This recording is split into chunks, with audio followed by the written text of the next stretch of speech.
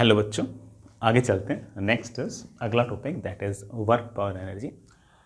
हालांकि बहुत बड़ा टॉपिक नहीं है, बट फिर भी मैं इसे पूरा का पूरा एक लेक्चर दे रहा हूँ, चाहे पढ़ाने में चाहे ऑफ कोर्स प्रैक्टिस सेशन में। द रीज़न इज़ कि यार ये एक बहुत ही फंडामेंटल काइंड ऑफ टॉपिक है। ये टॉपिक ऐसा है जो ऐसा कह सकते हैं कि हमारे बहुत जगह काम आता है, चाहे वो इलेक्ट्रोस्टैटिक्स हो, चाहे वो हल्का फुल्का मैग्नेटिज्म हो, इवन आगे के जो मैकेनिक्स के टॉपिक्स हों वो हों, सब में ही वर्क, पावर और एनर्जी, इन तीनों टर्म्स का बहुत ज़्यादा यूज़ होता है। Work energy theorem, total mechanical energy conservation, equilibrium, इस तरह के कॉन्सेप्ट का अच्छा खासा यूज़ होता है। सो हमें वर्क पावर एनर्जी अच्छे से आना चाहिए। जेई पॉइंट ऑफ व्यू से अगर देखें तो आप ऐसा एक्सपेक्ट कर सकते हो कि जेई मेन के अंदर एक सवाल जो होगा वो वर्क पावर एनर्जी का आएगा। अगर हमारी किस्मत अच्छी हुई तो हो सकता है कि वर्क पावर एनर्जी के 2 सवाल भी आ जाए।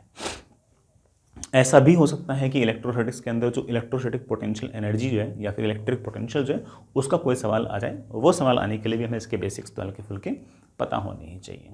तो अगर हम सब कुछ मान के चलें तो 1 से 1.5 सवाल, मतलब 1 सवाल या 2 सवाल आने की संभावना इस चैप्टर से रहती है। ये सवाल ऐसा, सॉरी, ये चैप्टर ऐसा है जिसका मैं मान के चलता हूँ कि सवाल सही होना ही होना चाहिए।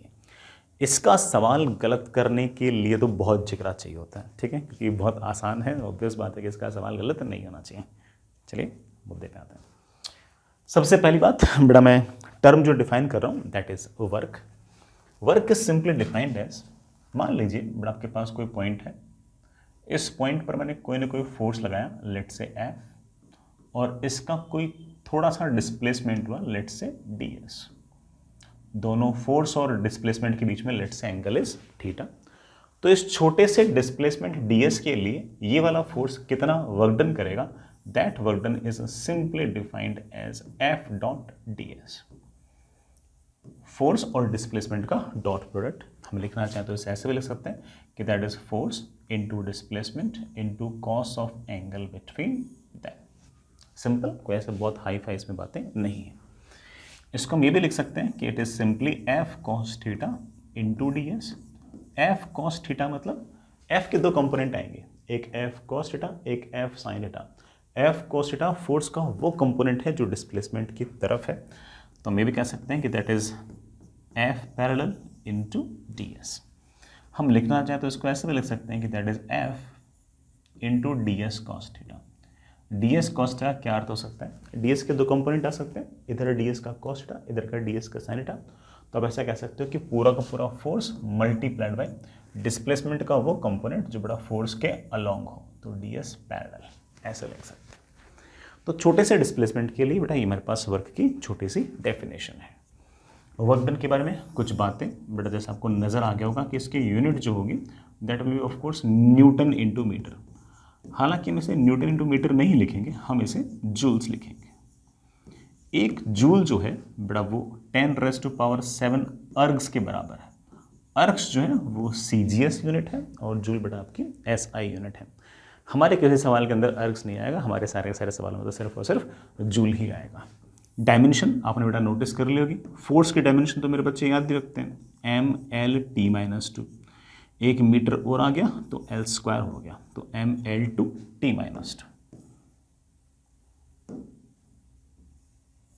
ML/T-2 ये इसकी डायमेंशन है। जैसा कि आप देख पा रहे हो कि फोर्स जो है बेटा 2 वेक्टर्स का डॉट प्रोडक्ट है, तो ऑब्वियस बात है कि जो वर्क डन है वो हमारे पास एक स्केलर क्वांटिटी है, बड़ा वेक्टर नहीं है।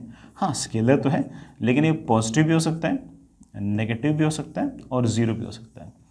अगर मान लो कि थीटा की वैल्यू एक्यूट है, थीटा की वैल्यू 90 डिग्री से अगर छोटी है, फोर्स और डिस्प्लेसमेंट के बीच एंगल एक्यूट है, तो कॉस थीटा पॉजिटिव, तो वर्क डन पॉजिटिव। अगर फोर्स और डिस्प्लेसमेंट के बीच में एंगल 90 डिग्री से बड़ा है तो ऑब्वियस बात है कि आपका वर्क डन नेगेटिव। और अगर आपका फोर्स और डिस्प्लेसमेंट के बीच में एंगल हमेशा ही 90 डिग्री रहता है तो समझ जाना कि वर्क डन आपके पास 0 आएगा। ठीक है, so work done can be positive, negative और 0। कई बच्चों को कन्फ्यूजन रहता है कि सर स्केलर क्वांटिटीज़ तो हमेशा पॉजिटिव रहती है क्या? अरे नहीं बेटा, स्केलर क्वांटिटीज़ पॉजिटिव हो सकती है, नेगेटिव हो सकती है, कोई दिक्कत नहीं। ठीक है, अगर आपको ऐसा लगता है तो गलत लगता है। ठीक है, next is work done bye constant force. किसी कांस्टेंट फोर्स का वर्क डन कैसे होगा? जैसे हमने छोटे से डिस्प्लेसमेंट के लिए वर्क डन निकाला F डॉट ds। ठीक है, अगर हमें बड़े डिस्प्लेसमेंट के लिए अगर वर्डन निकालना है तो छोटे छोटे डिस्प्लेसमेंट के लिए वर्डन निकालते रहो और जोड़ लो। जोड़ना बेटा obviously means integration. Force constant है पूरे रास्ते, तो आप एफ वेक्टर को बाहर निकाल सकते हो, तो dot product with DS vector. बेटा डीएस वेक्टर मैं जानता हूं, छोटे छोटे डिस्प्लेसमेंट को अगर ऐड करोगे तो नेट डिस्प्लेसमेंट आ जाएगा, that is equals to F dot S. S vector is बेटा क्या, डिस्प्लेसमेंट। कांस्टेंट फोर्स का जो वर्क डन है वो पाथ पर डिपेंड नहीं करेगा, सिर्फ और सिर्फ डिस्प्लेसमेंट पर डिपेंड करेगा। और डिस्प्लेसमेंट हमेशा इस बात पर डिपेंड करता है कि इनिशियल पोजीशन क्या है और फाइनल पोजीशन क्या है। जैसे मैं कहूँ, फॉर एग्जांपल मैं ऐसा कहूँ कि ये वाला पॉइंट है 1,2,3 मीटर और ये वाला पॉइंट है 2,3,6 मीटर, और मैं ऐसे किसी रैंडम रास्ते से यहाँ से चलते चलते किसी पार्टिकल को लेके आया और उस पार्टिकल पर पूरे रास्ते बेटा लेट से कोई ना कोई फोर्स लगा। लेट से force is 2i cap plus 3j cap minus 3k cap Newton. और कोई मुझसे पूछ ले कि सर बताइए कि पार्टिकल को यहाँ से चलाते चलाते यहाँ पर लेकर आया हूँ और ये वाला फोर्स लगाया, तो इस फोर्स ने कितना वर्क डन किया है? तो मुझे पता है कि फोर्स तो कांस्टेंट है। फोर्स कांस्टेंट है तो वर्क डन सिर्फ और सिर्फ डिपेंड करेगा डिस्प्लेसमेंट पे। डिस्प्लेसमेंट डिपेंड करेगा सिर्फ और सिर्फ इनिशियल और फाइनल पोजीशन पर। ये है आपका displacement, final minus initial. 2 - 1 that is 1i cap, 3 - 2 that is 1j cap, 6 - 3 बेटा that is 3k cap. Work done is simply f dot S बेटा इस फोर्स का और डिस्प्लेसमेंट का डॉट प्रोडक्ट कर लो। डॉट प्रोडक्ट करना आता होगा, आई कैप का आई कैप के साथ आ गया 2, जे कैप का जे कैप के साथ कितना आ गया 3, के कैप का के कैप के साथ बेटा कितना आ गया -9। आई थिंक बेटा मेरे पास है -4 जूल्स आ गया, -4 जूल्स। तो मेरे कहने का सिर्फ अर्थ ये था कि कांस्टेंट फोर्सेस का जो वर्क डन है वो पाथ पर डिपेंड नहीं करता, सिर्फ और सिर्फ इनिशियल और फाइनल पोजीशन पर ही डिपेंड करता है, isn't it? ठीक। बेटा एक बात और, work done bye constant force को अगेन आप ऐसे लिख सकते हो, फोर्स का सिर्फ वो कंपोनेंट जो डिस्प्लेसमेंट के अलोंग है मल्टीप्लाइड बाय पूरा डिस्प्लेसमेंट। इसका उल्टा भी लिख सकते हो, फोर्स पूरा का पूरा और डिस्प्लेसमेंट का वो कंपोनेंट जो फोर्स के अलोंग। ठीक है, इससे हमारा काम बन जाएगा। Next is work done by gravitational force, more specifically work done by gravity की बात कर रहा हूं बेटा। सबसे आसान बेटा यही है, ग्रेविटी का जो फोर्स है वो आपका बेटा कांस्टेंट है।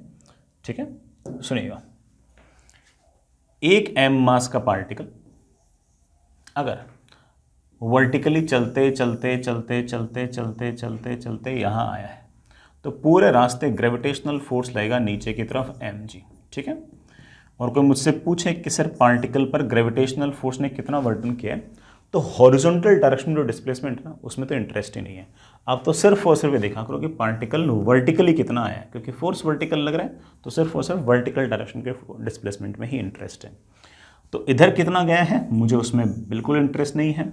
कुल मिलाकर पार्टिकल नीचे आया है h लेट से, तो वर्क डन बाय जो ग्रेविटी आएगा बेटा that will be m into G into H, simple. इसी तरीके से बेटा मान लीजिए कि ये ग्राउंड और कोई पार्टिकल यहाँ से चलते चलते चलते चलते यहाँ पहुँच गया। ठीक है, पार्टिकल जो है वो डिस्प्लेसमेंट अलोंग x एक्सिस तो x है और y डायरेक्शन में लेट से बेटा इसका डिस्प्लेसमेंट ऊपर की तरफ h है। m मास का पार्टिकल है तो mg तो लगेगा ऐसे। अब ध्यान देना बेटा, mg ऐसे है और डिस्प्लेसमेंट ऐसे है, तो फोर्स ऐसे है डिस्प्लेसमेंट ऐसे है, एंगल बेटा दोनों के बीच में ऑब्ट्यूज है, तो ग्रेविटी का बटन पॉजिटिव नहीं आएगा नेगेटिव आएगा। सीधा लिख दिया करो कि ऐसे केस में work done by gravity will be -mgh। Sir x क्यों नहीं ले रहे, x आएगा नहीं, ग्रेविटेशनल फोर्स वर्टिकल डायरेक्शन में, तो मुझे सिर्फ और सिर्फ वर्टिकल डायरेक्शन में डिस्प्लेसमेंट में ही इंटरेस्ट है। नीचे आ रहा हूं तो +mgh, ऊपर जा रहा हूं तो -mgh एंड दैट्स इट। ठीक, आगे चलते बेटा। Next is work done by tension, nothing to worry about. ठीक है, कोई ऐसा बहुत भारी काम थोड़ी बेटा ये चीज़। जैसे मान लीजिए कि ये मेरे पास कोई ब्लॉक है, इस ब्लॉक पर ऊपर की तरफ कोई ना कोई टेंशन लग रही है ऐसे टी, और ये जो ब्लॉक है इसका डिस्प्लेसमेंट लेट से बेटा ऊपर की तरफ हो गया है x। कोई मुझसे पूछ ले कि इस छोटे से डिस्प्लेसमेंट के लिए टेंशन ने कितना वर्क डन किया है, तो tension into displacement into of course cos of angle between them, in that case बेटा work done is t into x, that is positive. इसी की वजह बेटा ये रहा मेरे पास ब्लॉक, इस ब्लॉक पर टेंशन लग रहा है ऊपर की तरफ और इस ब्लॉक का डिस्प्लेसमेंट हुआ है नीचे की तरफ। लेट्स से नीचे की तरफ डिस्प्लेसमेंट हुआ है x, ठीक है। टेंशन ऊपर की तरफ है, डिस्प्लेसमेंट नीचे की तरफ है। अब कोई मुझसे पूछ ले कि sir work done by tension कितना होगा, बेटा that will B force multiplied by displacement. बेटा फोर्स ऊपर की तरफ, डिस्प्लेसमेंट नीचे की तरफ, तो दोनों के बीच में एंगल है 180। सो ऑफ कोर्स टेंशन का work done comes out minus T into x. So it all depends, ठीक है। जैसे हम बाकी बड़ा लिखते हैं वैसे सारा काम ऐसे लिख सकते हैं, वो बहुत बड़ा काम ऐसा है नहीं। नॉर्मल की भी कहानी बेटा ऐसी है, जिसमें एक एग्जाम्पल लो, मैं एक एग्जाम्पल के थ्रू समझाता हूँ इस बात को, ठीक है। मान लीजिए कि बेटा आपके पास ऐसी कोई लिफ्ट है, ये लिफ्ट है और इस लिफ्ट के अंदर एक m मास का ब्लॉक है। ये जो लिफ्ट है ये t इज इक्वल टू 0 पर रेस्ट पे है और इस लिफ्ट का ऊपर की तरफ कोई ना कोई कांस्टेंट एक्सेलरेशन है a। मेरा सवाल आपसे सिर्फ और सिर्फ ये है, मेरा सवाल आपसे सिर्फ और सिर्फ ये है कि t इज इक्वल्स टू 0 से लेकर t is equals to t तक इस ब्लॉक पर ग्रेविटी ने कितना वर्क डन किया है ये बताओ। और इस ब्लॉक पर ऑफ कोर्स इस लिफ्ट का नॉर्मल फोर्स भी लग रहा होगा, उस नॉर्मल फोर्स ने कितना वर्क डन किया होगा ये बताओ। तो ठीक है बेटा, ये तो सिंपल सी बात है। हम जानते हैं कि अगर लिफ्ट का एक्सेलरेशन ऊपर की तरफ a है और इनिशियली अगर ये रेस्ट पे है तो t टाइम में ये ब्लॉक ऊपर की तरफ चला जाएगा कितना, s equals to U T plus half A T square. Initial velocity 0 थी, m मास के ब्लॉक पर नीचे की तरफ तो mg लग रहा होगा और ये जो लिफ्ट है इसकी ये सरफेस ऊपर की तरफ कुछ ना कुछ नॉर्मल लगाएगी, है कि नहीं। नॉर्मल हम चाहे तो बड़ा निकाल भी सकते हैं। सर कैसे निकालोगे, बड़ा ऐसे निकालूंगा, नॉर्मल ऊपर mg नीचे, ये आ गया ऊपर की तरफ लगने वाला force. This force must be equals to mass into acceleration. Normal की मेरे पास वैल्यू आ गई है m into G plus A. खैर मुद्दे पे आते हैं, ग्रेविटी का बटन क्या है।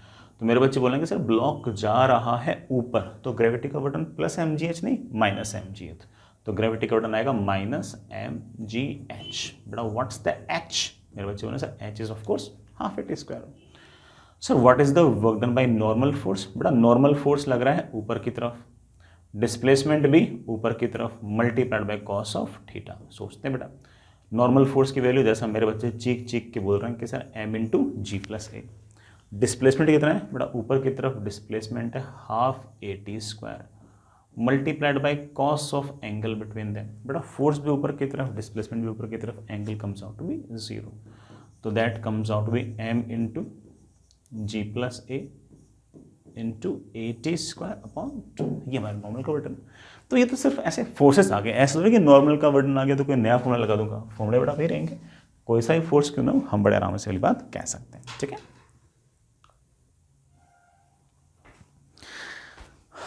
चलिए बच्चों, next is work done bye static friction.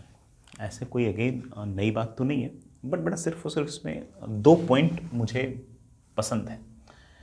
पहला ये बात कि स्टैटिक फ्रिक्शन का जो वर्क डन है वो किसी इंडिविजुअल ब्लॉक पर पॉजिटिव भी हो सकता है, नेगेटिव भी हो सकता है और 0 भी हो सकता है।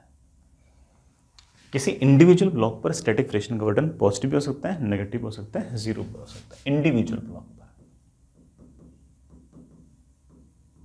ठीक है। लेकिन स्टैटिक फ्रिक्शन का वर्क डन जो होगा वो हमेशा पूरे सिस्टम पर जो है ना वो 0 होगा, पूरे सिस्टम पर जो होगा वो हमेशा 0 होगा। जैसे मैं एक एग्जांपल देता हूँ, ठीक है, एक एग्जांपल ही काफ़ी है, बाकी बेटा मैंने ऐसे बढ़िया से तो पहले एक्सप्लेन कर रखा। ये मान लीजिए बेटा कोई स्मूथ सरफेस है और इस स्मूथ सरफेस पर ये 2 ब्लॉक पड़े, ठीक है, ये बी वाला ब्लॉक, ये ए वाला ब्लॉक। इस वाले ब्लॉक को मैंने ऐसे सामने की तरफ खींचा, नीचे वाले सरफेस स्मूथ है लेकिन ये वाले सरफेस रफ है और एनएफ रफ है, अच्छी खासी रफ है। जैसे मैंने कहा कि अच्छी खासी रफ है तो क्या होगा, तुम्हें हल्का फुल्का तो आइडिया है कि जैसे ये वाला ब्लॉक आगे जाएगा ये वाला ब्लॉक इसको कहेगा कि मैं आगे जा रहा हूँ तू भी मेरे साथ चल, तो इस पर स्टैटिक फ्रिक्शन लग जाएगा आगे, वही स्टैटिक फ्रिक्शन लग जाएगा इस पर पीछे, और दोनों साथ साथ चलेंगे, ठीक है। दोनों साथ साथ चलेंगे तो थोड़ी देर बाद में क्या होगा कि दोनों के दोनों ब्लॉक लेट से यहाँ कहीं पहुँच गए, ऐसे, ये ए वाला ब्लॉक, ये बी वाला block, this is B, this is A, दोनों का ही डिस्प्लेसमेंट लेट से सामने की तरफ एक्स है। मैं आपसे पूछूं कि बताओ कि स्टैटिक फ्रिक्शन ने बी वाले ब्लॉक पर कितना वर्डन किया। तो बी वाले ब्लॉक पर फ्रिक्शनल फोर्स है सामने की तरफ Fs, सामने की तरफ डिस्प्लेसमेंट है x multiplied by cos of 0, but that comes out to be Fs into x। Friction ने ए वाले ब्लॉक पर कितना वर्डन किया, तो आप बोलोगे सर ए वाले ब्लॉक पर फ्रिक्शन है पीछे, डिस्प्लेसमेंट है इसका आगे, तो पीछे की तरफ फ्रिक्शनल फोर्स, डिस्प्लेसमेंट आगे की तरफ, तो बेटा एंगल कितना हो गया, फोर्स और डिस्प्लेसमेंट बीच में 180, कोस 180 होता है -1, that is equals to -Fs into X. मैं आपसे पूछूं कि स्टैटिक फ्रिक्शन ने पूरे के पूरे सिस्टम पर नेट वर्डन कितना है क्या, तो आप बोलोगे सर जोड़ लेते हैं, बेटा जोड़ दो, कितना आएगा 0 आएगा। तो एक ब्लॉक पर तो वर्डन पॉजिटिव नेगेटिव 0 कुछ भी हो सकता है, लेकिन पूरे सिस्टम पर हमेशा स्टैटिक फ्रिक्शन का वर्डन 0 आएगा। ठीक, next is kinetic friction. Kinetic friction का वर्क डन एक इंडिविजुअल ब्लॉक पर पॉजिटिव नेगेटिव 0 कुछ भी हो सकता है, लेकिन पूरे सिस्टम पर काइनेटिक फ्रिक्शन का वर्क डन हमेशा नेगेटिव होगा, और उस नेगेटिव का एक सेंस भी है। जैसे मान लो कि किसी सिस्टम पर काइनेटिक फ्रिक्शन ने टोटल वर्क डन -15 जूल किया, इसका मतलब उस सिस्टम में से 15 जूल की मैकेनिकल एनर्जी जो है ना, वो काइनेटिक फ्रिक्शन ने हीट की फॉर्म में या फिर साउंड की फॉर्म में डिसिपेट कर दी है, बाहर निकाल दी। ठीक है, जैसे मान लो किसी सिस्टम पर एक ब्लॉक पर काइनेटिक फ्रिक्शन ने वर्डन किया लेट से 50 जूल, दूसरे ब्लॉक पर वर्डन किया लेट से बेटा मेरे बच्चे -60 जूल, तो एक ब्लॉक पर वर्डन पॉजिटिव आ गया, एक ब्लॉक पर नेगेटिव आ गया, लेकिन पूरे सिस्टम पर -10 जूल आ गया। -10 जूल आने का फिजिकल सेंस ही है कि उस पूरे सिस्टम में से 10 जूल की मैकेनिकल एनर्जी जो है वो सिस्टम में से बाहर निकल गई है, और वो हीट की फॉर्म में या साउंड की फॉर्म में सिस्टम से बाहर निकल गई है। एक ब्लॉक पर जब तुम दूसरे ब्लॉक को अगर घसीटते हो तो उस केस में काइनेटिक फ्रिक्शन लगता है, और जब घसीटते हो तो आपने नोटिस किया होगा कि सरफेसेस थोड़ी सी गर्म भी हो जाती है और घसीटते वक्त आवाज़ भी आती है। जो टेम्परेचर बढ़ा है, हीट है या फिर बड़ा जो साउंड है, वो ऑफकोर्स आपकी मैकेनिकल एनर्जी को ही कंपनसेट कर रही है। ठीक है, तो मेरे ख्याल से बात तो बड़ा समझ गए हो। बाकी बेटा ठीक है, फ्रिक्शन का वर्डन लिखने के लिए तुम ऐसे लिखेंगे कि दैट इज फ्रिक्शनल फोर्स का dot product with displacement. It can be, friction का वर्डन बेटा एक ब्लॉक पर पॉजिटिव भी हो सकता है, नेगेटिव भी हो सकता है, 0 भी हो सकता है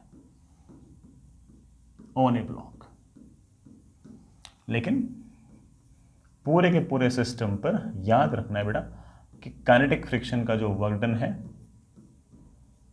वो हमेशा नेगेटिव आएगा। ठीक है, बाकी तो जैसे हम लिखते हैं सवाल में वैसे लिखते हैं, कोई ऐसा बहुत अलग सी बात नहीं। Next is work done by variable force. अगर कोई फोर्स वेरिएबल है तो बेटा हम वर्क डन जो ना वो ऐसे लिखेंगे कि work done is equals to integration of F dot ds। अब मैं ऑब्वियस बात है कि बेटा F फैक्टर को बाहर नहीं निकाल सकते, कोई बात नहीं। जैसे मैं फॉर एग्जांपल ऐसा कहूँ कि मान लीजिए कि मेरे पास कोई फोर्स है, लेट से बड़ा फोर्स है 2x i cap plus 3y square j cap minus 4z cube k cap. तो ये जो फोर्स है ये x axis, y axis, z axis के साथ लगातार वेरी कर रहा है, this is not a constant force. और ये फोर्स अप्लाई करके मैं किसी पार्टिकल को 1,1,2 से चलाते चलाते 2,2,3 पर ले गया। अब बताओ कितना वर्डन होगा। So we don't have to complicate this. ऐसा नहीं कि हम लोग मेरे को लट्ठी गाड़ दिया कि अरे पता नहीं क्या ही पढ़ा दिया सर ने। अरे सीधी सी बात है, सर ने तो जब से पढ़ाना स्टार्ट किया ये चैप्टर तब से सर तो सिर्फ और सिर्फ एक ही चीज़ के पीछे पड़े हुए हैं कि छोटे से डिस्प्लेसमेंट के लिए work done will be F dot ds, और पूरा वर्क डन निकालना होगा तो जोड़ लेंगे, इंटीग्रेट कर लेंगे। What's the force? बड़ा force is 2x i cap plus 3y square j cap minus 4z cube k cap का डॉट प्रोडक्ट विथ डिस्प्लेसमेंट। अब डिस्प्लेसमेंट छोटा सा ds लिखना है, लेकिन यहाँ पर तो डिस्प्लेसमेंट x के अलोंग भी है, y के अलोंग भी है, z के अलोंग भी है। क्या लिखूँ? सिर्फ x एक्सिस के अलोंग डिस्प्लेसमेंट होता तो छोटा सा लिखता dx i कैप, लेकिन यहाँ पर तो x के अलोंग भी है, y के अलोंग भी है और z के अलोंग भी है। ऐसे कर लिया, बस मस्त रहा करो, लोड मत लिया करो बेटा। डॉट प्रोडक्ट करना आता होगा ना, आई कैप का आई कैप के साथ, जे कैप का जे कैप के साथ और के कैप का के कैप के साथ। बेटा that is equals to 2x dx। मैं ऐसे ना कई बार ना अपने बेटा टेलीग्राम ग्रुप पर ना बच्चों को बातें करते हुए देखता हूँ, तो मुझे कई बार ऐसा लगता है कि कुछ बच्चों के ना बेसिक जो 11th क्लास वाले जो बेसिक मैथमेटिक्स वगैरह है वो हल्की फुल्की वीक है, वो बेटा बच्चे अगर आपके पास टाइम हो तो हल्का फुल्का आप उस पर वर्क कर सकते हो, उसके बिना बेटा जेई नहीं निकलेगी, ठीक है। और ऑब्वियस बात है सर मुझे तो पूरा वर्डन चाहिए, बड़ा पूरा वर्डन चाहिए, तो ऐसे छोटे छोटे वर्डन निकाल लीजिए और जोड़ लीजिए। बेटा एक्स की वैल्यू कहाँ से कहाँ तक वेरी कर रही है, 1 से 2 तक। बेटा वाई की वैल्यू कहाँ से कहाँ तक वेरी कर रही है, 1 से लेकर 2 तक। जेड की बेटा वैल्यू कहाँ से कहाँ तक वेरी कर रही है, 2 से लेकर 3 तक, ठीक है। आंसर लिख देना, ये आपका वर्क करना चाहेगा।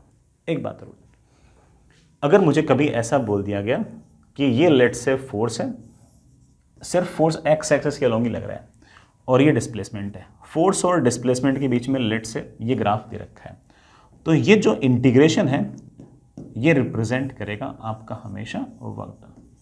ये जो एरिया अंडर द कर्व है ये रिप्रेजेंट करता है इंटीग्रेशन, और फोर्स और डिस्प्लेसमेंट के बीच का जो इंटीग्रेशन है वो आपको वर्क डन ही रिप्रेजेंट करता है। तो फोर्स और डिस्प्लेसमेंट के बीच का जो एरिया है वो आपको हमेशा वर्क डन दे देगा, ठीक है। ठीक है, आगे चलते बेटा।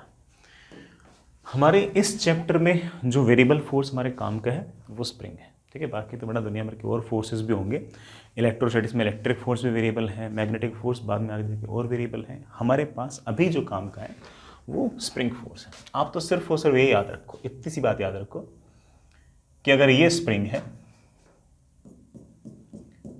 इस स्प्रिंग का स्प्रिंग कांस्टेंट K है और ये नेचुरल लेंथ पर है।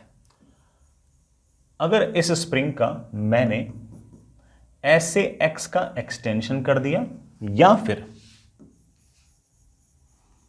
x का कंप्रेशन कर दिया, चाहे तुम यहां से यहां पहुंच जाओ, चाहे बेटा तुम यहां से यहां पहुंच जाओ, दोनों ही केस में स्प्रिंग का जो वर्क डन होगा बेटा that will B -12kx²।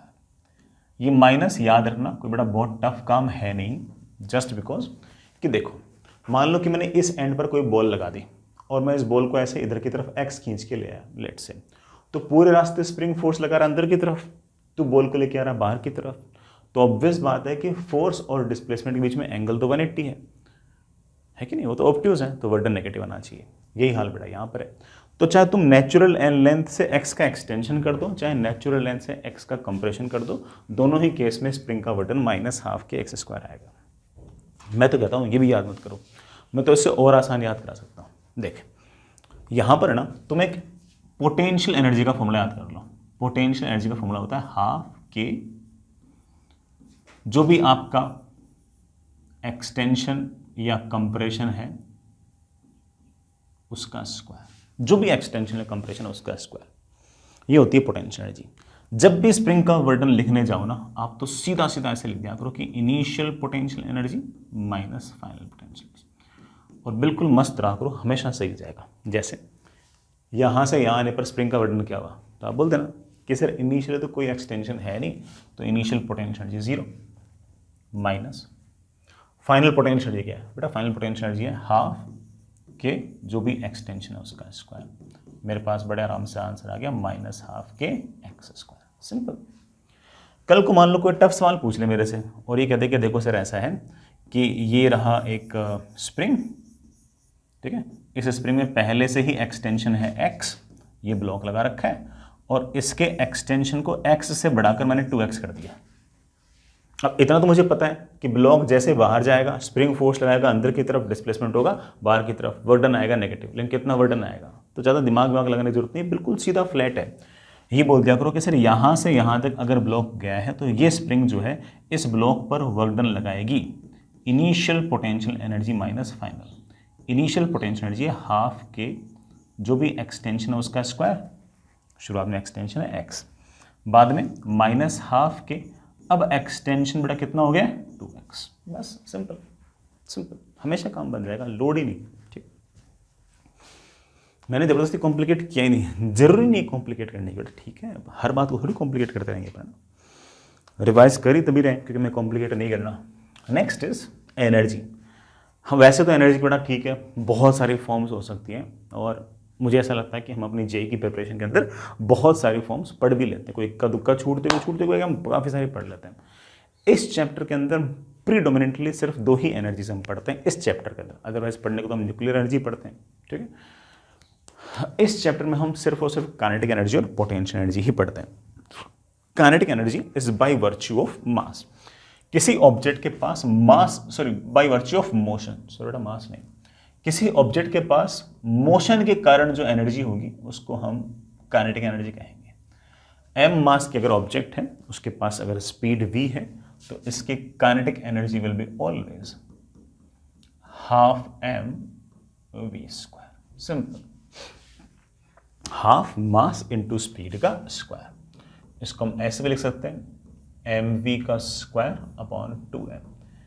mv is of course momentum, तो p स्क्वायर अपॉन 2m। आप ये भी लिख सकते हो कि momentum is equals to root of 2 times mass into kinetic energy. ये आपका मोमेंटम, ठीक। तो काइनेटिक एनर्जी सिर्फ इतना से याद रखो, that is half M we square. Kinetic energy कभी नेगेटिव नहीं हो सकती, कम से कम जीरो हो सकती है। क्यों भाई, हाफ एम वी स्क्वायर है, मास पॉजिटिव होगा, स्पीड का स्क्वायर या तो जीरो होगा या पॉजिटिव होगा, ठीक है ना। तो ये हमेशा नॉन नेगेटिव होगी। जो ऑब्जेक्ट रेस्ट पे होगी उसकी भले जीरो हो जाए, बाकी की बड़ा ऑब्वियस बात है कि पॉजिटिव ही आएगी। अब इसमें ऐसे फॉर्मूला बेस्ड सवाल क्या पूछ सकते हैं? फॉर्मूला बेस्ड सवाल ये पूछ सकते हैं कि लेट से कोई ऑब्जेक्ट है और उस ऑब्जेक्ट की, लेट से, मैं ऐसा एग्जाम्पल बोल रहा हूँ, लेट से उस ऑब्जेक्ट की स्पीड जो है वो हमने 10% बढ़ा दी है। 10%, मैं लैंग्वेज नहीं लिख रहा, लैंग्वेज लिखना टाइम ही नहीं ना। 10% मैंने उसकी स्पीड बढ़ा दी। तो बताओ कि find percentage change in kinetic energy. अब ये तो ऑब्वियस बात है कि किसी ऑब्जेक्ट की अगर आपने स्पीड बढ़ा दी है तो काइनेटिक एनर्जी बढ़नी चाहिए। कितने प्रतिशत काइनेटिक एनर्जी बढ़ेगी तो सोच लेंगे। पहले मान लेते हैं कि स्पीड है v, तो पहले वाले काइनेटिक एनर्जी में बड़े आराम से लिख सकता हूं कि that is half M we square. अब मैंने 10% बढ़ा दी, मतलब v तो है ही है, इसमें 10% और जोड़ दो, 10%, परसेंट मतलब पर 100। अब आपकी स्पीड हो गई है ये, कुल मिलाकर मेरे पास अब स्पीड हो गई है 1.1 टाइम्स v। यही तो बड़ा, इससे 10% ज़्यादा है। अब काइनेटिक एनर्जी कितनी होगी? अब बड़ा काइनेटिक एनर्जी होगी k dash is equals to half m 1.1 v का स्क्वायर। बड़ा 1.1 का स्क्वायर तो 1.21 होता ना, तो 1.21 times half M we square. इसका मतलब नई वाली जो काइनेटिक एनर्जी है वो पुरानी वाली काइनेटिक एनर्जी से 1.21 टाइम्स है। मुझसे पूछा बताओ परसेंटेज चेंज क्या होगा? परसेंटेज चेंज का फॉर्मूला बचपन से ही वही है, बचपन से ही वही है। कौन सा? Final minus initial upon initial into 100। Final है 1.21 टाइम्स के, इनिशियल है के अपॉन इनिशियल इंटू 100। बेटा मेरे ख्याल से परसेंटेज चेंज आपके पास आ गया कितना? 21%। 21% आपका परसेंटेज चेंज है, पॉजिटिव है, इसका मतलब ऑफकोर्स बड़ा है, इंक्रीज हुआ। ठीक है, अच्छा आगे चले।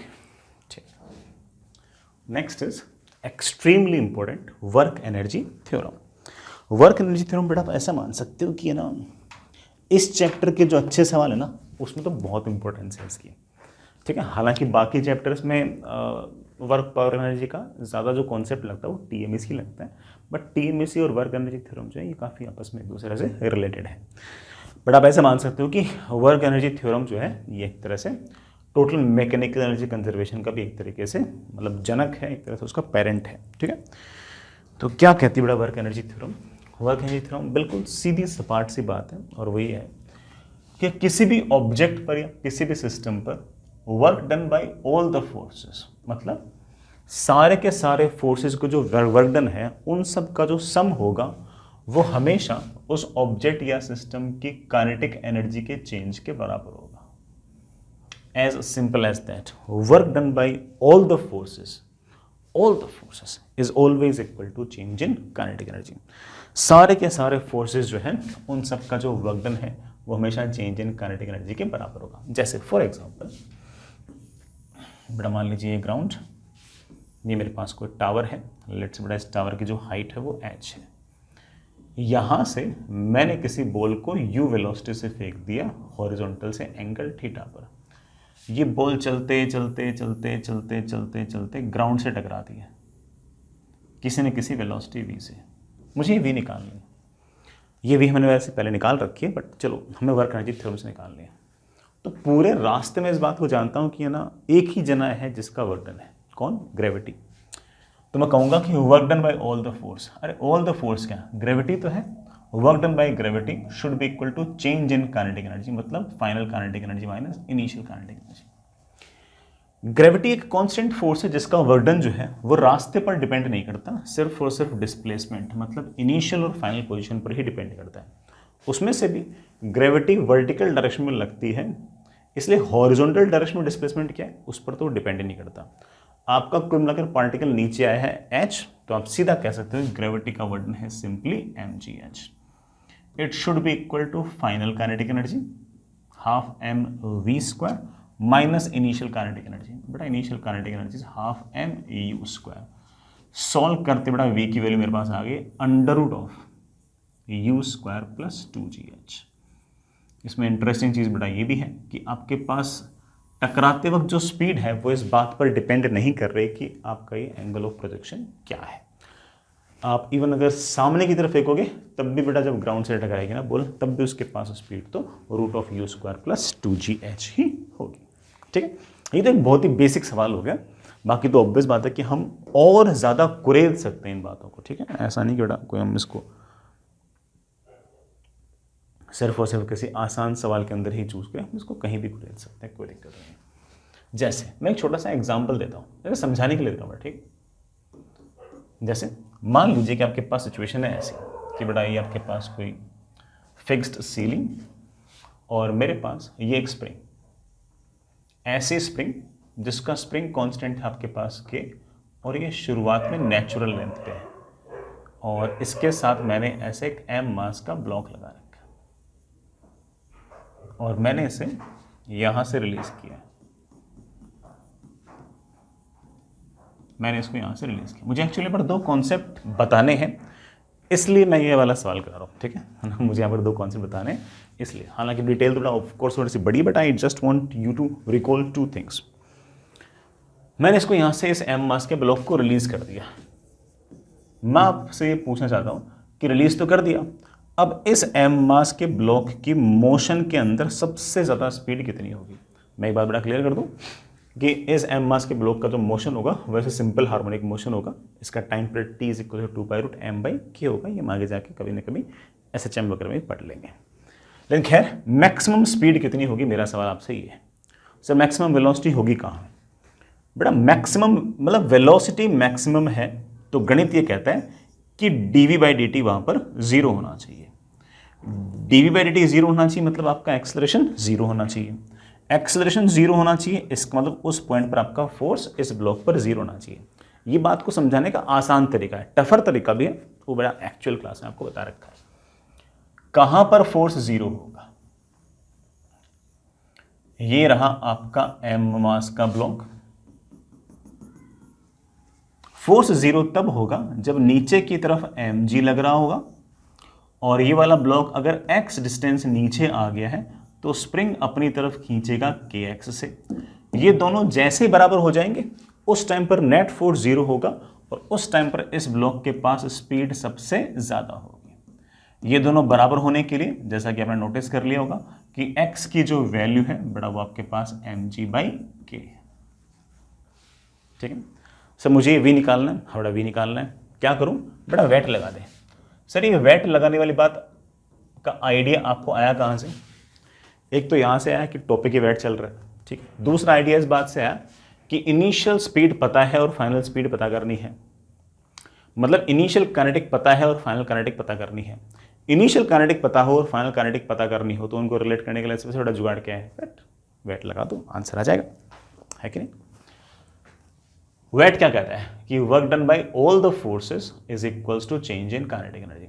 ऑल द फोर्स भी क्या, सिर्फ और सिर्फ दो ही तो फोर्स है, ग्रेविटी है और स्प्रिंग है, और उनका work done should be equal to k final minus k initial. आराम से ग्रेविटी का वर्क डन, m मास का ब्लॉक x डिस्टेंस नीचे आया है तो ग्रेविटी का वर्क डन आएगा mgx। mgx बड़ा x की वैल्यू है mg/k। स्प्रिंग का वर्क डन बड़ा मैंने आपको याद करा रखा है कि नेचुरल लेंथ से x का कंप्रेशन करोगे तो स्प्रिंग का वर्क डन आएगा -12 kx स्क्वायर, माइनस हाफ के एक्स का square, what's the value of x, m g by k should be equal to final kinetic energy minus initial kinetic energy. ठीक है, ये भी मैक्स आ गया, सॉल्व करना चाह रहा सॉल्व कर सकते हैं। आगे चलते हैं बेटा। Next is power. वर्क के करने की जो रेट है बेटा, it is known as power. Rate is of course with respect to time. बेटा जब भी हम रेट की बात करते हैं तो हमेशा विथ रेस्पेक्ट टू टाइम ही बात करते हैं। जैसे अगर मान लीजिए कि टाइम t से लेकर t प्लस डेल्टा टी तक किसी फोर्स ने लेट से W वर्क डन किया है, तो हम एवरेज पावर डिफाइन कर सकते हैं। And average power is simply defined as कितना वर्क डन किया है डिवाइड बाय ये वर्क डन करने में कितना आपको समय लगा है, सिंपल। लेकिन अगर आपको कभी इंस्टेंटेनियस पावर डिफाइन करनी हो विच इज मोर यूजफुल, तो उस केस में मैं कहूंगा कि लेट से टाइम t से लेकर t प्लस dt तक इस छोटे से टाइम इंटरवल के अंदर छोटा सा वर्क डन हुआ है dw। इस छोटे से वर्क डन के कारण छोटा सा पावर आएगा, दैट विल बी छोटा सा वर्क डन अपॉन वो छोटा सा टाइम इंटरवल। छोटा सा work done is of course f dot ds upon dt। बेटा ds upon dt is of course your velocity, बेटा power is equals to f dot v या फिर force into velocity into cos of angle between them। कभी instantaneous power अगर निकालना चाहो तो आप सीधा कह सकते हो कि फोर्स और वेलोसिटी का dot product, as simple as that. इससे ज़्यादा कॉम्प्लिकेट करने की कोशिश ना करें। ठीक है, पावर की बेटा यूनिट आपको नजर आ गई होगी, it is of course work done upon time, तो कह दूं it is joule per second. It is also known as what.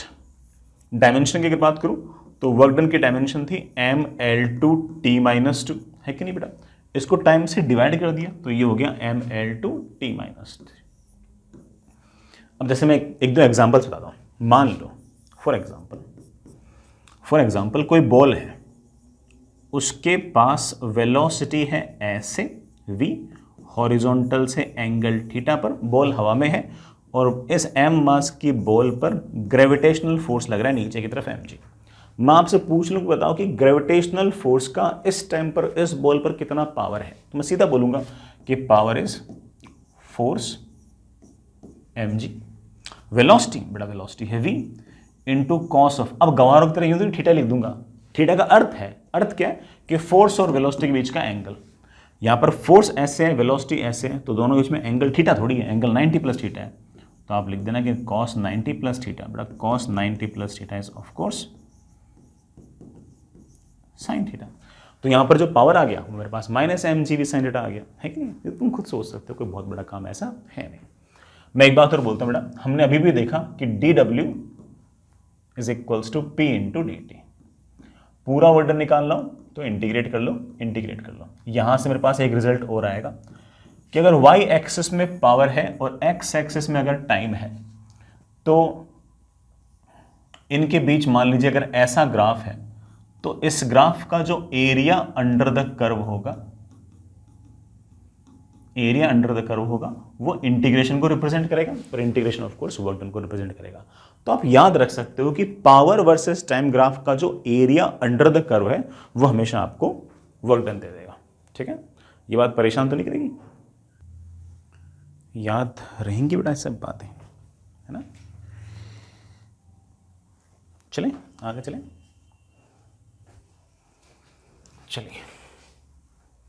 Next is potential energy. वैसे अगर सही कहूँ तो potential energy is extremely beautiful term, और मतलब इसे समझाने में, बताने में, पढ़ने में, पढ़ाने में ऑफ कोर्स खूब मज़ा आता ही है। मैं उतना समय तो नहीं ले सकता, ठीक है, इतना पहले आपके लिए भी रखा है। इस चैप्टर में सिर्फ और सिर्फ दो ही पोटेंशियल एनर्जीज हमारे काम की है। One is spring potential energy, another is gravitational potential energy, and that's it. हालांकि हमारे कोर्स में इलास्टिक पोटेंशियल एनर्जी के अलावा इलास्टिक और ग्रेविटेशनल पोटेंशियल एनर्जी के अलावा हमारे कोर्स के अंदर इलेक्ट्रोस्टैटिक पोटेंशियल एनर्जी भी है, मैग्नेटिक पोटेंशियल एनर्जी हमारे सिलेबस के अंदर है। वो लेकिन ऑफ कोर्स अलग अलग चैप्टर्स में, इस चैप्टर में नहीं है। Potential energy simply energy by virtue of relative position या ओरिएंटेशन। खास बात ये कि बेटा पोटेंशियल एनर्जी जो है ना वो जीरो भी हो सकती है, पॉजिटिव भी हो सकती है और नेगेटिव भी हो सकती है। काइनेटिक एनर्जी नेगेटिव नहीं हो सकती, पोटेंशियल एनर्जी नेगेटिव हो सकती है। एक इंपॉर्टेंट बात और कि पोटेंशियल एनर्जी कितनी है ये अक्सर मैटर नहीं करता, और जिस बच्चे को, जिस इंसान की बात बड़े समझ में आती है ना, उसका काम चल जाता है। पोटेंशियल एनर्जी कितनी है वो इंपॉर्टेंट नहीं होती, सवालों में ये ज़्यादा इंपॉर्टेंट होता है कि पोटेंशियल एनर्जी कितनी बदली, कितनी घटी, कितनी बढ़ी। सवालों में यही इंपॉर्टेंट है, बाकी तो ठीक है ना, ऐसा कोई इतना मैटर नहीं करता कि एग्जैक्टली पोटेंशियल एनर्जी कितनी है। सबसे पहले मैं डिफाइन कर रहा हूँ ग्रेविटेशनल पोटेंशियल एनर्जी। देखना, ये बेटा मान लो जो हॉरिजॉन्टल सरफेस, हॉरिजॉन्टल सरफेस से m मास का एक पार्टिकल है, वो मान लीजिए कि हॉरिजॉन्टल से h हाइट ऊपर है। तो अगर मैं इस पॉइंट को रेफरेंस मानता हूं, कुछ मुझे रेफरेंस मानना पड़ेगा, तो इस m मास के पार्टिकल के पास ग्रेविटी के कारण एक पोटेंशियल एनर्जी होगी, और उस पोटेंशियल एनर्जी की वैल्यू होगी m into G into H. Simple. अगर कोई बच्चा कहते कि सर मैं यहां पर रेफरेंस नहीं मान रहा और मैं यहां पर रेफरेंस मान रहा हूं, तो वही इंसान आंसर बोलेगा कि सर जीरो है। वही इंसान क्या बोलेगा कि आंसर जीरो है। सो आंसर डिपेंड करता है कि हम रेफरेंस कहां लेते हैं। अक्सर बड़ा रेफरेंस हम ग्राउंड पर लेते हैं, ठीक है।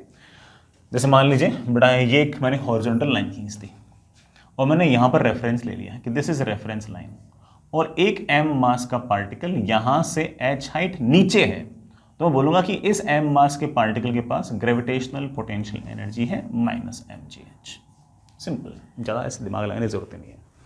मान लो कभी ऐसा कि बेटा ये हॉरिजॉन्टल सरफेस और कोई रॉड पड़ी है ऐसे, यूनिफॉर्म रॉड है, m मास की l लेंथ की रॉड है, हॉरिजॉन्टल से एंगल थीटा पे, ये रेफरेंस है। और फिर मुझसे पूछ ले बताओ इस रॉड की पोटेंशियल एनर्जी क्या होगी, तो ऐसे केस में तो रॉड की बेटा ये वाला हिस्सा तो जीरो हाइट पे है, ये थोड़ा ज़्यादा हाइट पे है, ये और ज़्यादा हाइट पे है, और ये वाला तो l साइन थीटा हाइट पे, तो अलग अलग हाइट पे। ऐसे केस में आप कंसंट्रेट करो इसके सेंटर पे। इसका सेंटर यहाँ से l/2 डिस्टेंस पे होगा, तो ऑफ कोर्स बेटा इसकी जो हाइट आएगी वो l/2 का साइन थीटा आएगी, और ग्रेविटेशनल पोटेंशियल एनर्जी आ जाएगी mg l/2 का sine theta. Simple simple simple, बिल्कुल सिंपल। इसी तरह से जैसे इस साल जेई ने बड़ा सवाल पूछा कि ये एक्स एक्सेस, ये वाई एक्सेस, ये मेरे पास एक रिंग है ऐसे, क्वार्टर रिंग है, m मास की r रेडियस की क्वार्टर रिंग है, ये हॉरिजॉन्टल है। बताओ इसकी ग्रेविटेशनल पोटेंशियल एनर्जी कितनी होगी। तो इसके लिए याद होना चाहिए कि क्वार्टर रिंग जो होती है ना, उसका सेंटर ऑफ मास, मोस्टली बच्चों को याद भी होगा, इसका सेंटर ऑफ मास इधर से 2r/π, इधर से 2r/π, यहां कहीं होगा। ये भी 2r/π, ये भी 2r/π, इसका सेंटर ऑफ मास यहां कहीं होगा। और कोई कह दे कि सर पोटेंशियल एनर्जी क्या होगी, बेटा पोटेंशियल एनर्जी होगी m into G into H. पूरी रिंग भूल जाओ, सिर्फ ये देखो कि इसका सेंटर कहां पड़ा है। सेंटर पड़ा है ग्राउंड से 2r/π हाइट ऊपर है, तो m into G into 2r/π। और यही मान लो अगर क्वार्टर डिस्क आ गई तो ये आ जाएगा 4r/3π, ये आ जाएगा 4r/3π। लास्ट ईयर ये वाला सवाल पूछा था, हो सकता है कि इस साल बड़ा डिस्क वाला पूछ ले, ठीक है। सिंपल स्टैंडर्ड फॉर्मूला है, कोई ऐसे कोई पहाड़ थोड़ी तोड़ लिया अपन ने इसमें ना। नेक्स्ट इज बेटा स्प्रिंग पोटेंशियल एनर्जी। सिंपल, अगर आपके पास स्प्रिंग है जिसका स्प्रिंग कांस्टेंट k है और वो नेचुरल लेंथ पर है, तो उसकी पोटेंशियल एनर्जी जीरो होगी। अगर आपके पास स्प्रिंग के अंदर x का एक्सटेंशन है या फिर आपकी स्प्रिंग के अंदर x का कंप्रेशन है, दोनों ही केस में potential energy will be u is equals to half के एक्स स्क्वायर। सिंपल। और अगर कोई मुझसे पूछे सर ग्राफ बना सकते हो, बड़ा बिल्कुल बना सकता हूं। ये u और ये x मतलब बेटा एक्सटेंशन या कंप्रेशन। x पॉजिटिव हो तो एक्सटेंशन बोल देना, x नेगेटिव हो तो कंप्रेशन बोल देना। बेटा ग्राफ आपके पास आएगा ऐसे, पैराबोला।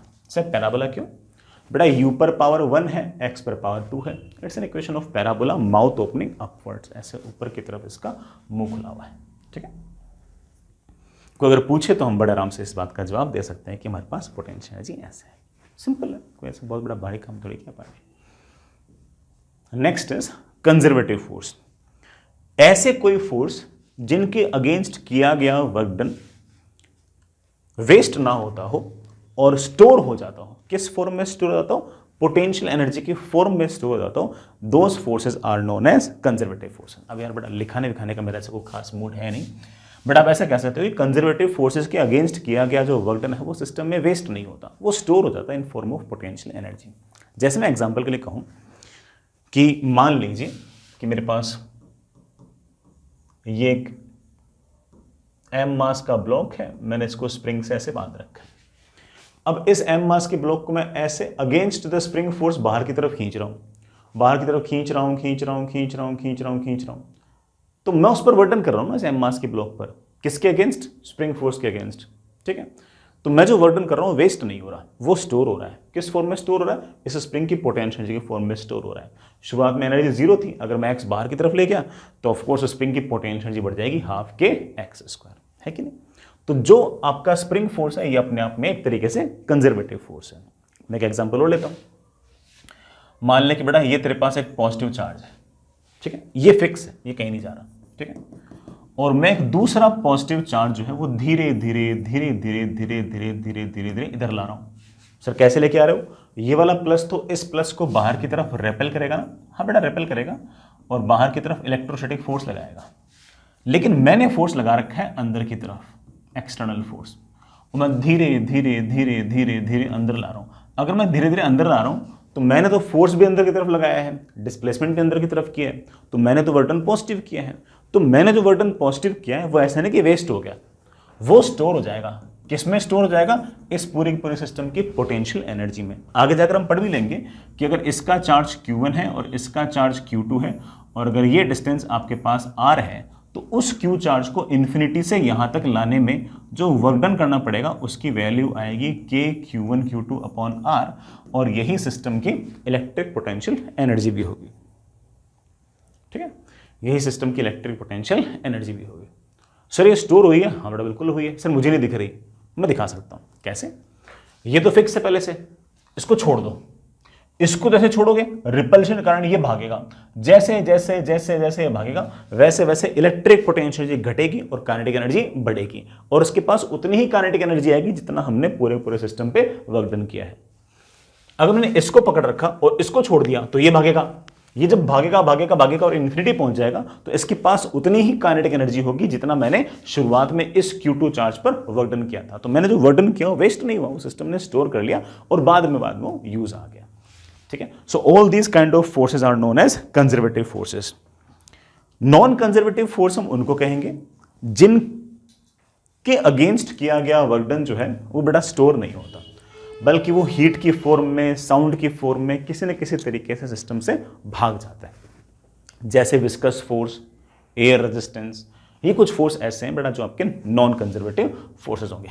कंजर्वेटिव फोर्सेस में ग्रेविटेशनल फोर्स अगर कहें तो कंजर्वेटिव है, स्प्रिंग फोर्स अगर कहें तो कंजर्वेटिव है, इलास्टिक इलेक्ट्रोस्टैटिक फोर्स है तो जो पॉइंट चार्ज के बीच में बेटा ये अपने आप में कंजर्वेटिव फोर्स है। ठीक है, next is relation between conservative force and potential energy. ये थोड़ा सा इंपॉर्टेंट है, मतलब ठीक है, कोई एडवांस टाइप का सवाल है तो उसमें इंपॉर्टेंट है, सुनना। आप थोड़ा सिर्फ उसे भी याद करो कि अगर मुझे कोई पोटेंशियल एनर्जी दे रखी है तो मैं उससे कंजर्वेटिव फोर्स निकाल सकता हूं, क्योंकि कंजर्वेटिव फोर्स जो है ना उसी की प्रेजेंस में पोटेंशियल एनर्जी डिफाइंड है।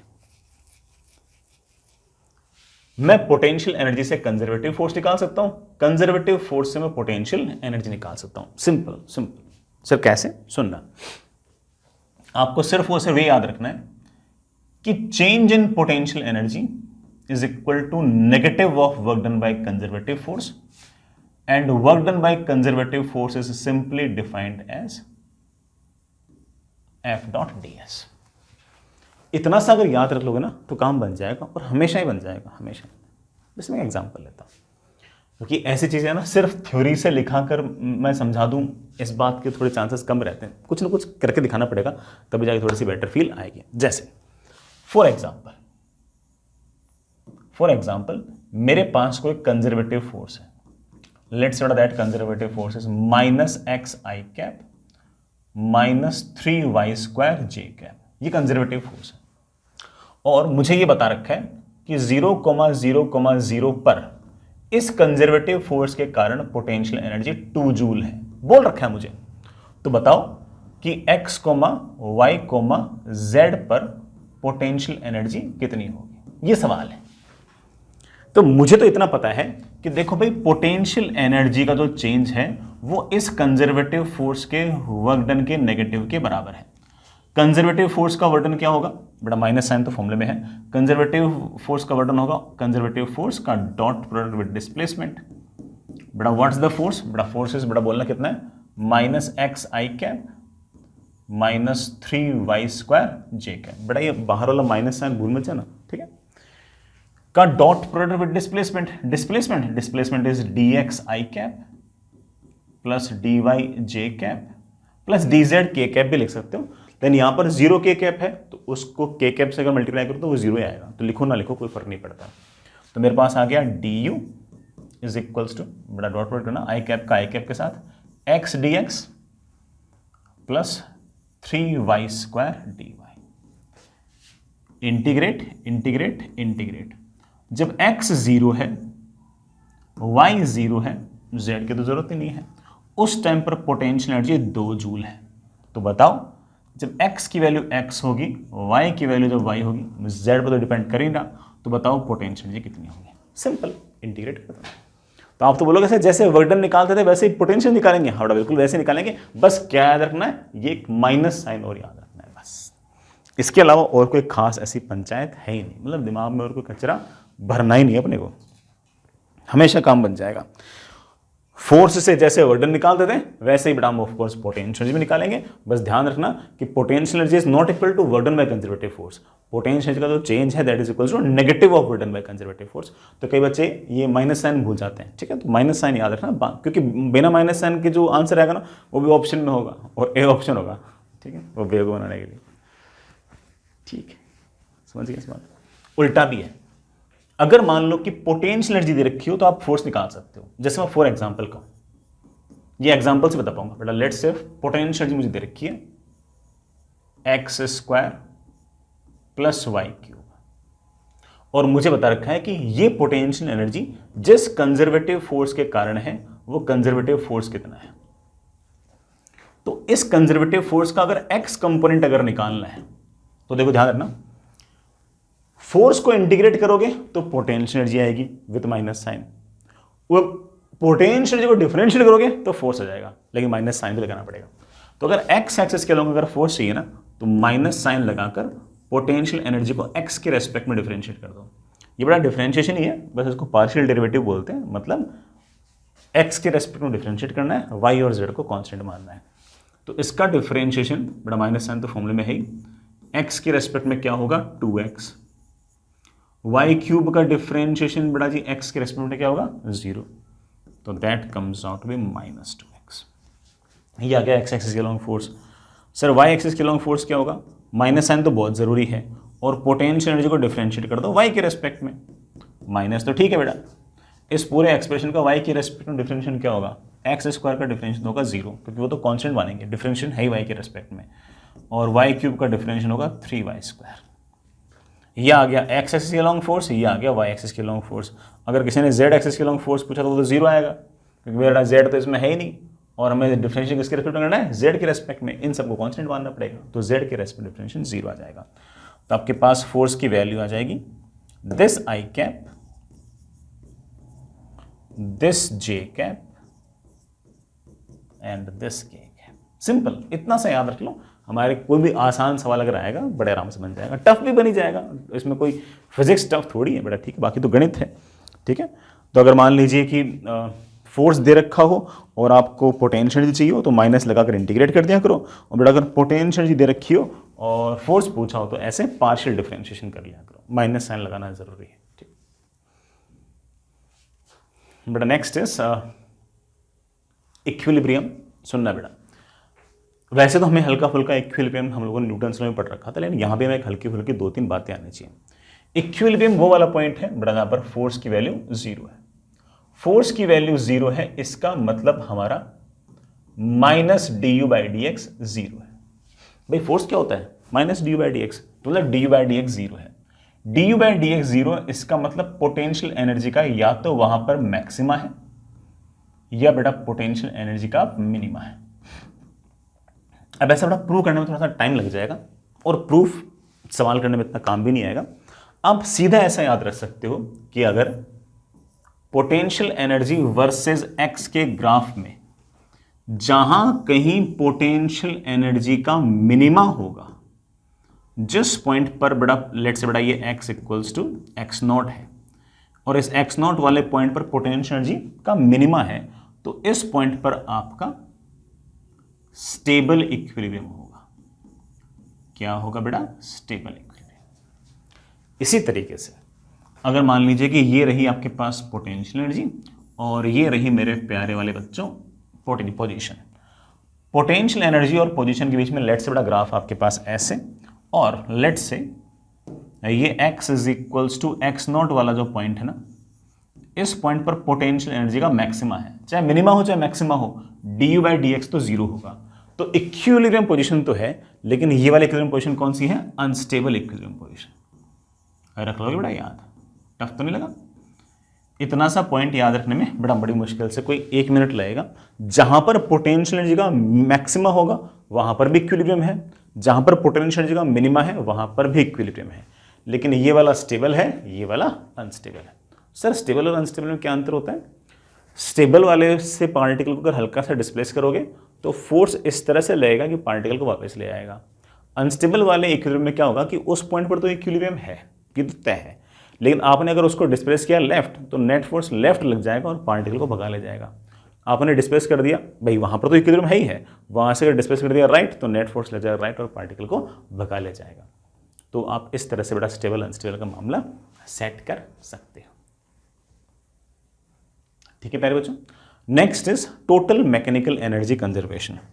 ये हालांकि ऐसा टॉपिक है जो हम ऐसा नहीं कि सिर्फ और सिर्फ इसी चैप्टर में पढ़ेंगे, अलग अलग चैप्टर में अलग अलग जगह बेटा हम इसको पढ़ेंगे, समझेंगे, लिखेंगे और कई बार अप्लाई करेंगे। यहां पर जो बेसिक पॉइंट है वो ये है कि अगर किसी सिस्टम पर एक्सटर्नल एजेंट्स का वर्क डन जीरो है और नॉन कंजर्वेटिव फोर्सेस का वर्क डन जीरो है, तो हम उस पूरे के पूरे सिस्टम की टोटल मैकेनिकल एनर्जी के लिए कह सकते हैं कि वो कांस्टेंट है, कंजर्व्ड है। सिर्फ टोटल मैकेनिकल एनर्जी है क्या? Total mechanical energy is just summation of kinetic energy and potential energy. कि काइनेटिक एनर्जी और पोटेंशियल एनर्जी का जो समेशन है वो कांस्टेंट है। मेरे कहने का अर्थ ये कि उस केस में मैं ऐसा कह सकता हूं कि initial kinetic energy plus initial potential energy is equals to final kinetic energy plus final potential energy। लेकिन ये हमेशा नहीं, सिर्फ कब कह सकते हो? जब नॉन कंजर्वेटिव फोर्सेस का वर्क डन ना हो और किसी एक्सटर्नल एजेंट्स का वर्क डन ना हो, सिर्फ और सिर्फ आपके कंजर्वेटिव फोर्सेस ही हो और उनका ही वर्क डन हो, सिर्फ और सिर्फ उस केस में हम ऐसा कह सकते हैं। हालांकि इस बात को बोलने की एक स्टाइल और भी है, इसको बोलने की एक स्टाइल और भी है। मैं ऐसा कह सकता हूं कि किसी सिस्टम में जितनी पोटेंशियल एनर्जी घटी होगी उतनी ही काइनेटिक एनर्जी बढ़ी होगी। भाई काइनेटिक और पोटेंशियल का सम फिक्स है, तो पोटेंशियल एनर्जी अगर 10 जूल घटी है इसका मतलब काइनेटिक एनर्जी 10 जूल बढ़ी है। तो हम इसको एक तरीके एक स्टाइल से और लिख सकते हैं कि loss in potential energy is equals to gain in kinetic energy. उल्टा भी हो सकता है बेटा, मान लो कभी सिस्टम के अंदर पोटेंशियल एनर्जी बढ़ रही हो तो समझ जाना कि जितनी पोटेंशियल एनर्जी बढ़ रही होगी काइनेटिक एनर्जी उतनी पक्की बात है कि घट रही होगी। हालांकि इसके मोस्टली एग्जांपल जो है बड़ा वो सर्कुलर मोशन में करेंगे, बट मैं इसे बताने की कोशिश कर रहा हूं कि ये स्टेटमेंट हमारे लिए कितना ज़्यादा इंपॉर्टेंट है। ठीक है, मैं इसमें जैसे मैंने एक एग्जाम्पल जैसे पहले करा रखा है ना, मैं उसी एग्जाम्पल पर वापस आता हूँ। हालांकि मैं ये वाला एग्जाम्पल भी एक्सप्लेन कर सकता हूँ। देखो कैसे, यहां से यहां तक देखो कौन से फोर्स लग रहे हैं, ग्रेविटेशनल फोर्स और स्प्रिंग फोर्स। क्या दोनों कंजर्वेटिव है? आप बोलोगे हाँ। तो कंजर्वेटिव फोर्सेस के वर्क डन में हम बड़े आराम से टोटल मैकेनिकल एनर्जी कंजर्व कर सकते हैं। अब यहां से यहां तक अगर तुम टीएमएसी लगाओगे ना, यूं आंसर आ जाएगा, पक्का आ जाएगा। देखो कैसे लगाता हूं, टोटल मैकेनिकल एनर्जी कंजर्वेशन कैसे लगाता हूं। मुझे ग्रेविटेशनल पोटेंशियल लिखने के लिए कहीं ना कहीं रेफरेंस फ्रेम मानना पड़ेगा, तो चलो मैं यहां कहीं रेफरेंस फ्रेम मान लेता हूं। क्या कहता है, initial kinetic plus initial potential is equals to final kinetic plus final potential.